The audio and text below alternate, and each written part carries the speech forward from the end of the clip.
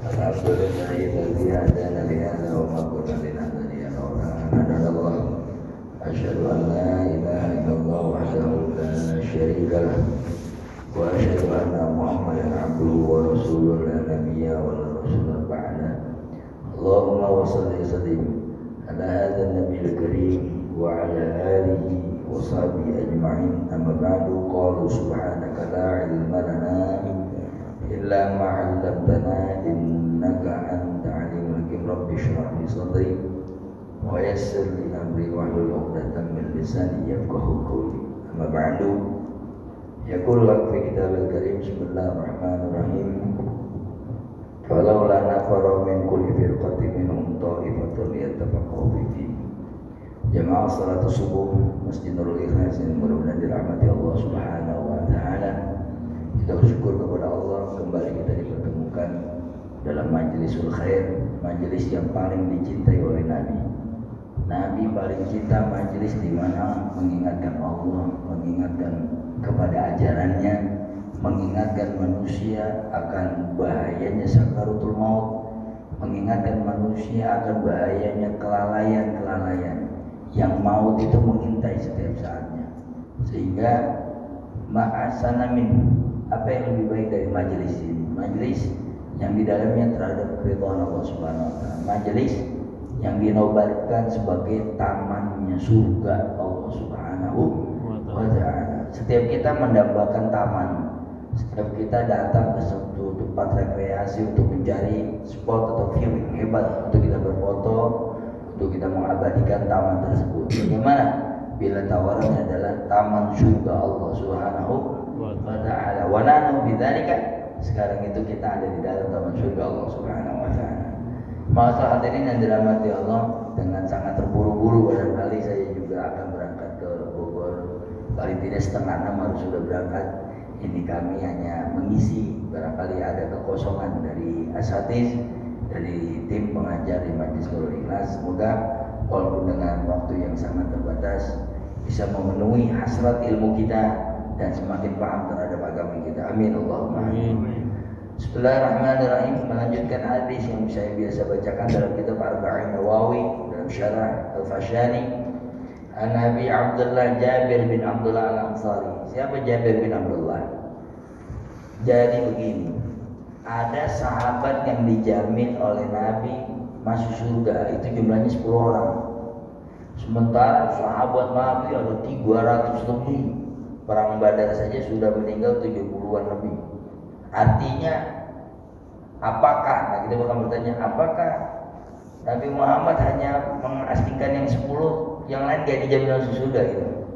Bahkan Allah yang menatakan radhiyallahu anhum wa radu an.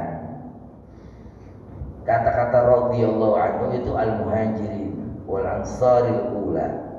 Orang-orang yang hijrah dari Mekah ke Madinah, rombongan pertama, rombongan kedua sampai rombongan Rasulullah.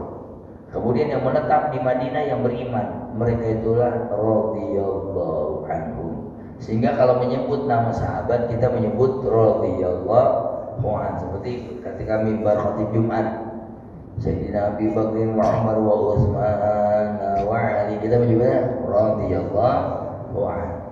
Jadi ada 10 sahabat yang dijamin masuk surga, tapi di luar itu Nabi juga menjamin. Ketika datang ke rumah Ubay bin Ka'ab, ketika datang ke rumah ketika beliau menengok 3 jenazah, yaitu Ja'far bin Abi Thalib, kemudian Zaid bin Harithah, dan satu lagi Abdullah bin Rawahah. 3 ini disolatkan oleh Nabi seraya Nabi netesin air mata. 3 sahabatku ini akan masuk surga. Jadi 3 ditambah 10, 13. Ditambah Jabir bin Abdullah, ditambah lagi Abu Ayyub al-Ansari, dan. Jadi sesungguhnya kulluhum udul, hampir seluruh sahabat Nabi itu masuk surga gitu. Cuman memang yang dinobatkan itu 10 yang terbaik gitu. Bukan berarti yang lain yang terbaik. Jadi kadang-kadang kita salah memahaminya. Wah, sahabat Nabi itu cuma 10, sisanya tuh enggak masuk surga, maksudnya enggak ada jaminan. Tidak. Kadang-kadang Nabi mengatakan Anda dan saya masuk surga gitu ya. Nah, Jabir bin Abdullah ini adalah salah seorang yang punya kisah hebat. Saya pernah nggak ya bercerita di sini. Bila terjadi pengulangan, Mohon maaf ya, kadang-kadang kalau majelis taklim gitu ya, kapan saya pernah cerita. Jabir bin Abdullah ini pernah ikut perang Khandaq. Perang Khandaq tahu? Perang membuat parit, ya. Dalam riwayat Ibnu Hisham ini biasa saya ceritakan di peringatan Maulid. Dalam pembuatan perang Khandaq, wara'a Jabir bin Abdullah ila babi Rasulillah wa huwa khamasan.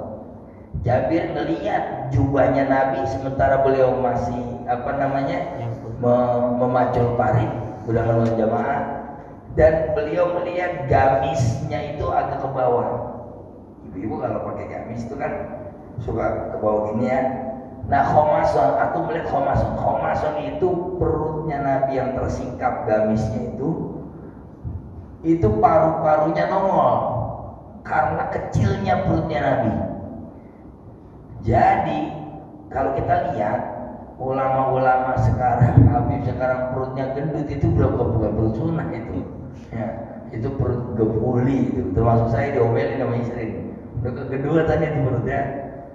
Jadi Nabi itu badannya bagus, bidang data, tidak gemuk. Makanya Umar bin Khattab pernah menegur Ali, dipegang perutnya Ali yang agak besaran. Hadhi musibah, ini musibah. Jadi perut saya dan bapak-bapak ini musibah. Maksudnya banyak kasrati to'am, banyak makan. Nah, jadi Jabir bin Abdullah. Sekarang kita lihat perang Khandaq itu kan umur Rasulullah udah sekitar 50 ya, 50 kurang. Kemudian umurnya 53 tahun. Umurnya 53 tahun. Dalam umur 53 tahun dilihat cuma baru, kita bisa bayangkan umur 53 tahun umat kayak siapa gitu ya. Kemudian perutnya agak mengecil, yang kelihatan paru-parunya. Saking kurusnya Nabi itu, tapi perutnya ya, karena dadanya tetap bidang. Katfa'uqan illata qauman idza jalasu, bidangnya dada Nabi itu dilihat setiap majelis-majelisnya. Katfa'uqan illata, saking bidangnya dada Nabi, saking bagusnya. Kami itu kalau melihat dari belakang kayak ngelihat paling depan. Kami kalau lihat paling depan ya tidak berubah. Jadi Rasulullah itu elastis tubuhnya. Itulah mukjizatnya. Jadi sahabat kalau dengerin pengajian yang paling belakang, kami tidak begini nih. Kayak nyari Rasulullah mana Rasulullah, enggak. Kami duduk tenang dan sepertinya Rasulullah tidak kalah siapa-siapa. Bagian belakang beliau seperti meninggikan diri. Sementara bagian depan beliau duduk biasanya. Itulah karomahnya Nabi. Itu mukjizatnya Nabi. Kalau kita kan enggak ya. Ustaz apa yang kecil? Agim itu kan kecil. Ceramah di Istiqlal, kita paling belakang. Gini sudah, mana agimnya? Ini Rasulullah mukjizatnya adalah kalau beliau duduk di satu majelis, diriwayatkan oleh Imam Al-Ghazali dalam kitabnya Maraqil Budiyah, dalam syair yang biasa dihafalin anak-anak santri itu, katfa'uqan illata qauman idza jalasu indal biladati sifyata bimuqtatami. Dada bidangnya kelihatan walau ada yang di belakang. Tuh Rasulullah. Karena dulu kan gak ada layar.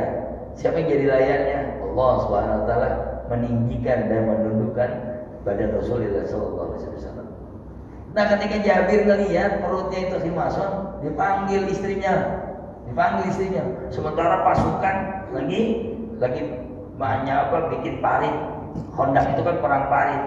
Itu karya Salman Al-Farisi. Farisi itu Prancis ya, orang Yahudi Prancis masuk Al-Farisi, masuk kepada Islam. Kemudian beliau mengarsitekkan untuk perang Khandaq. Perang Khandaq ini kemudian dibikin parit. Nah, Rasulullah ikut macul. Ketika macul dilihat Rasulullah masuk. Panggil istrinya. Allah qita'am, kita punya makanan enggak? Ada ya wahai suamiku, ini ada kambing. Nah, potong itu kambing, wa matbah, kemudian kau sayur itu tobah namanya, disayur. Setelah disayur, summa nada Rasulullah wa ba'du ashabi, kemudian Jabir panggil Rasulullah dan sebagian. Ini saya potong sekali nih ceritanya, karena kalau saya detil-detil bagaimana masaknya, bagaimana dia ngendep Pak Jabir bin Abdullah itu ngendep karena cuma punya semangkok doang, satu panci doang, dalam bahasa orang Arab girbah. Nah, Ketika itu dia ngedep-ngedep, dia dicolek Rasulullah. Ya Rasulullah, kalau bahasa kita nih, panggil 10 orangnya. Ngapain? Jabir, di rumahku ada makanan, ada istriku masak sop iga, ulang ada tangkarnya. Wah pokoknya oke dah, lewat dah pokoknya sop udang seng. Siap. Apa yang terjadi Pak? Warfa'al hajar, beliau naik ke atas batu.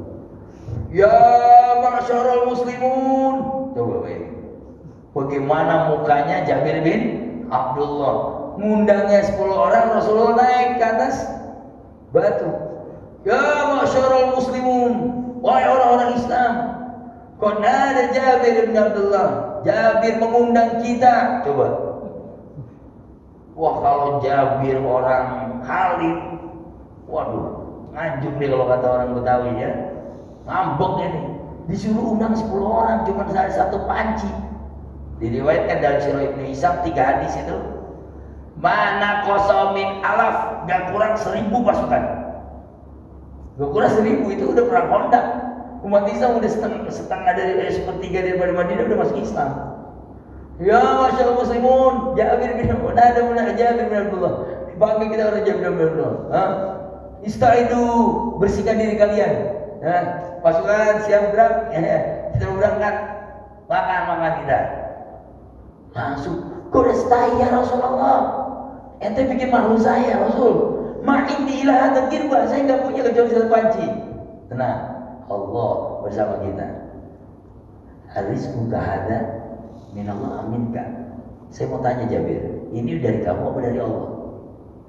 Ya dari Allah sih, tapi ini cuma sepanci ya Rasulullah, biasa iman sahabat ya. Fabasaqan Nabi. Ada beberapa syarat, tapi kalau syarat itu saya sebutkan terlalu lama. Singkatnya, Nabi Muhammad buka, diludahkan. Fabasaqan Nabi. Ada 3 sahabat yang makanannya diludahin oleh Rasulullah. Yang satu itu yang keluar dari jemarinya air Zam-Zam. Satu aja nih yang saya ceritakan. Diludahkan oleh Rasulullah. Summa, kemudian yang unik, Rasulullah jadi waiternya. Rasulullah jadi waiter. Syaratnya itu, kamu dengan istri kamu tonton aja, saya jadi waiternya. Nah, wahid wa wahid, marra wa marra, wahid wahid. Wahid.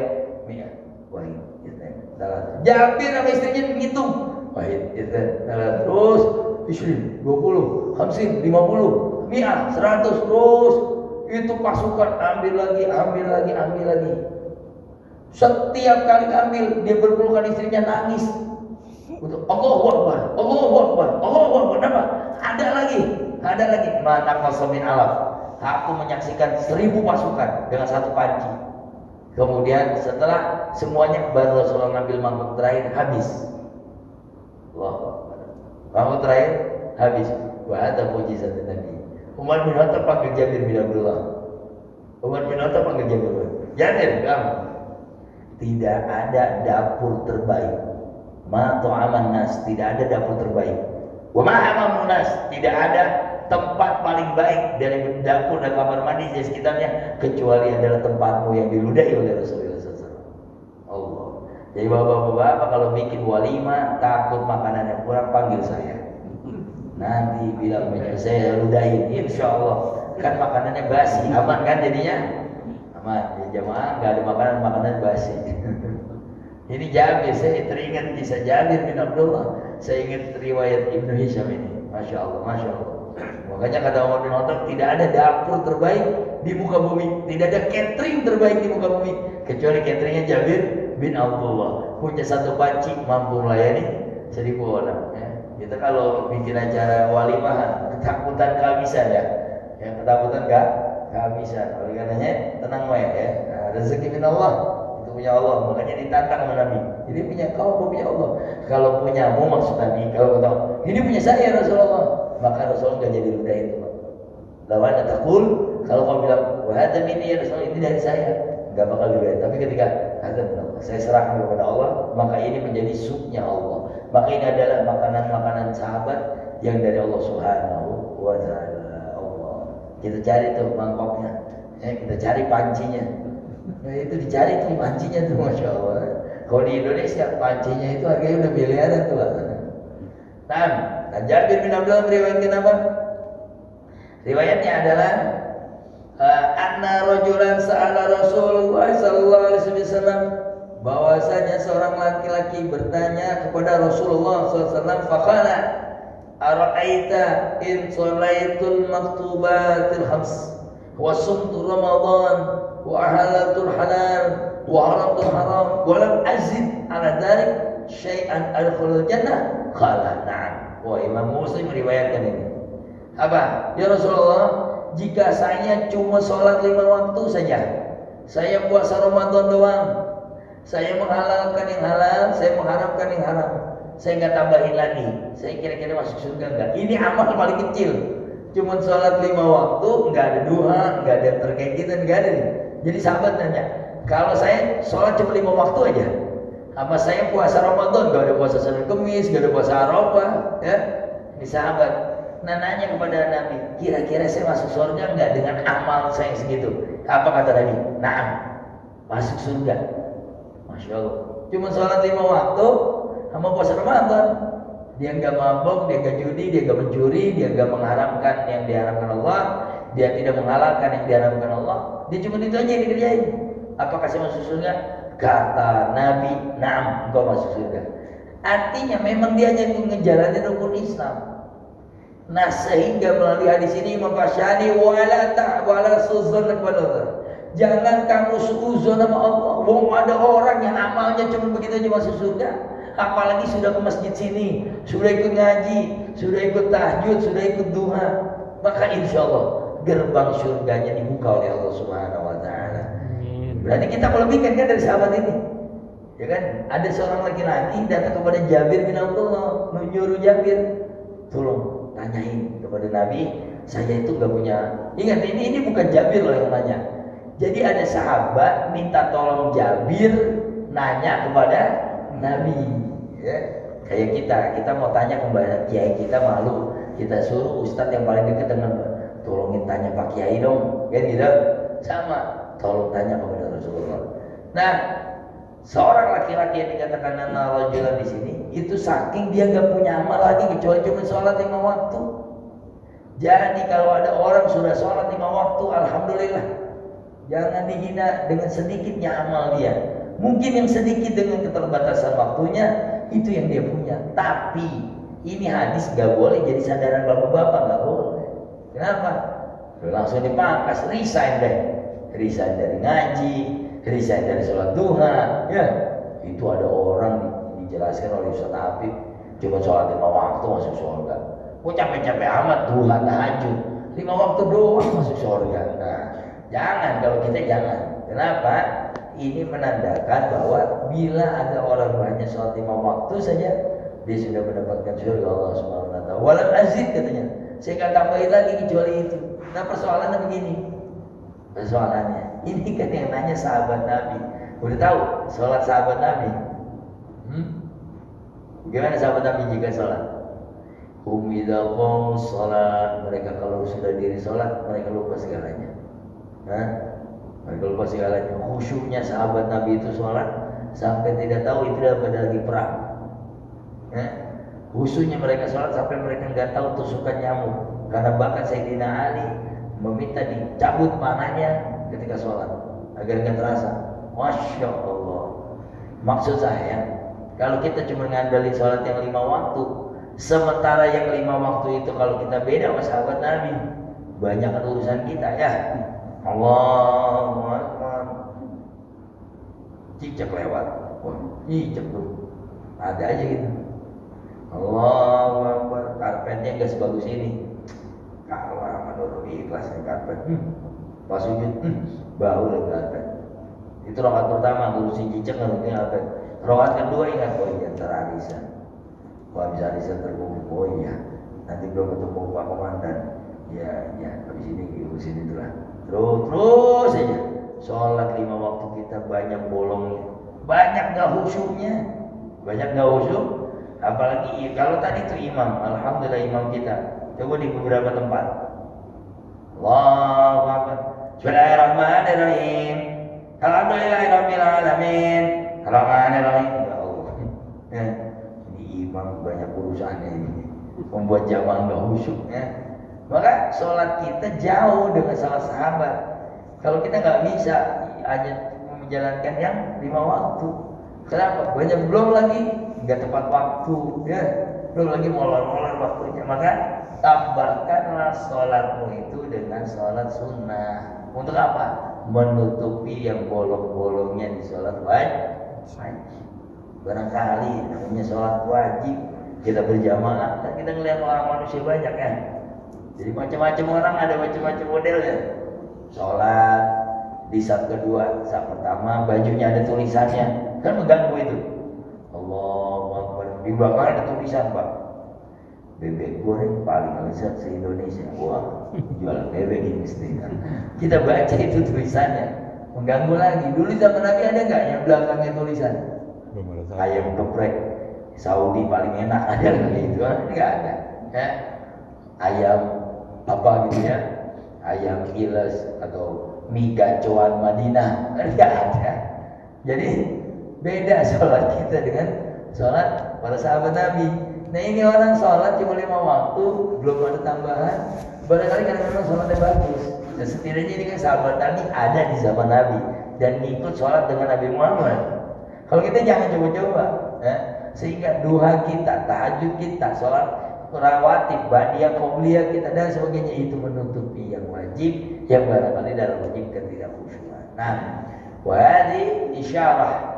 Ini adalah sebuah isyarah, sebuah kabar gembira bahwa sedikit pun amal tetap dihargai oleh Allah Subhanahu wa ta'ala. La tahtakir manduna, jangan kau hinakan orang dengan sedikitnya dia punya amal. Balikul syai'in maziyah, maka segala sesuatu punya kelebihan. Boleh jadi dia enggak sholat duha, dia enggak sholat tahajud, atau barangkali dia ada sedekahnya, atau dia ada pembacaan Qurannya, atau dia ada sholawatnya. Pokoknya untuk amal kita tidak punya kepentingan untuk menjustis orang. Yang kita gunakan adalah perbanyak amal saleh. Wallahu a'lam bishawab. Al-Fatihah.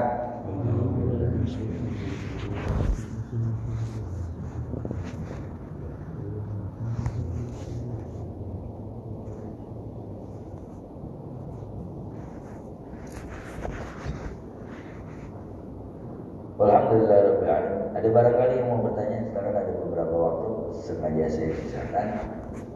Nah, ini ada sebuah riwayatnya bahwa ada beberapa riwayat yang mengatakan bahwa perlu diingat di dalam Musnad Imam Rafi'i bahwa subuh itu punya Adam alaihissalam. Ini tentang salat maktubah. Karena tentang salat maktubah Imam Fasyani menitipkan riwayat Imam Rafi'i bahwa wa yaqulu hada an-nasuha kanat li Adam. Jadi salat subuh punyanya Nabi Adam. Kemudian wa kanat az-zuhr, dan adalah salat zuhur li Daud alaihissalam, punyanya Nabi Daud. Adam subuh, Daud itu zuhur. Kemudian wal asri kanat li Sulaiman, Nabi Sulaiman memiliki salat asar. Jadi perintah salat kepada para nabi itu satu waktu. Adam subuh, zuhur Daud, asar Sulaiman. Wal maghrib kana li Yaqub, Nabi Yaqub alaihissalam mendapatkan perintah salatul maghrib. Nah, wal isya kana li Yunus alaihissalam. Dan salat isya punya Nabi Yunus alaihissalam. Fa jama'a Allah taala hadhihi salawat li Muhammadin wa ummati. Allah kumpulkan salat-salat ini hanya untuk Nabi Muhammad dan umatnya. Sehingga kita punya salat Nabi Adam, kita punya salat Nabi Yunus, kita punya salat Nabi Sulaiman, seluruh para nabi itu kita punya salatnya. Walhamdulillahirabbil alamin. Jadi yang enggak salat subuh dia bukan cucunya Nabi Adam, dia cucunya Firaun. Ya. Wah, saya enggak salat maghrib, berarti dia tidak dapat keutamaan daripada Nabi Sulaiman. Ini ada riwayat yang mengatakan untuk salat yang 5 itu terjadi. Yang pertama tadi subuh punya Nabi Adam, zuhur punya Nabi Daud, asar punya Nabi Sulaiman, maghrib punya Nabi Yakub, nah, isya punya Nabi Yunus. Dikumpulkan itu semua dalam peringatan Isra Mi'raj yang turun perintah salat untuk umat Nabi Muhammad menjadi 5 waktu salat. Masya Allah Ta'ala, Tabaraka wa Ta'ala. Dan malaikat itu memintakan ampun baina salah ila salah, antara satu salat dan satu salat. Masya Allah. Oleh karena itu pernah ada satu hadis Nabi, man sholat salawatul khams, siapa yang sholat salawatul itu kayak orang mandi 5 kali sehari. Hal taraka min darin syai'un, apakah seseorang yang mandi 5 kali, 5 kali Pak? Pagi mandi, Johor mandi, asar mandi, maghrib mandi, isya mandi. Nah kata Nabi, apakah dia punya kotoran? Kalau 5 kali sehari, kita 3 kali sehari aja udah alhamdulillah. Bapak-bapak berapa kali sehari mandinya? 1 kali. Bayangkan kalau mandi 5 kali. Makanya nih, subuh sekarang kita alhamdulillah dosa kita digugurkan oleh Allah. Antara subuh jam 8, jam 9 ada dosa. Barangkali kita melihat yang haram. Ada bayu, tukang jamu lewat, kita lihat ya. Atau ibu-ibu ngomongin orang dan sebagainya. Nanti waktu zuhur ketika kita ruku dan sujud, dosa itu ditaruh di pundak kita. Ketika kita ruku dan sujud, jatuh dosa itu, hilang lagi. Antara zuhur sama asar, mungkin kita ada dosa, kita membicarakan orang, dosa-dosa kecil. Maka waktu sholat asar, dosa itu ditumpukan oleh Allah ke pundak kita. Ketika kita sholat, jatuh lagi. Begitu seterusnya. Ketika waktu isya, apa kata Nabi? La tatakalam. Habis sholat isya jangan ngobrol lagi sudah.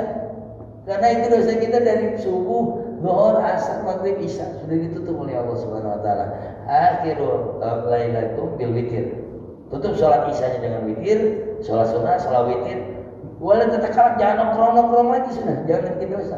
Maka kita tidur dalam keadaan tidak berdosa. Allah.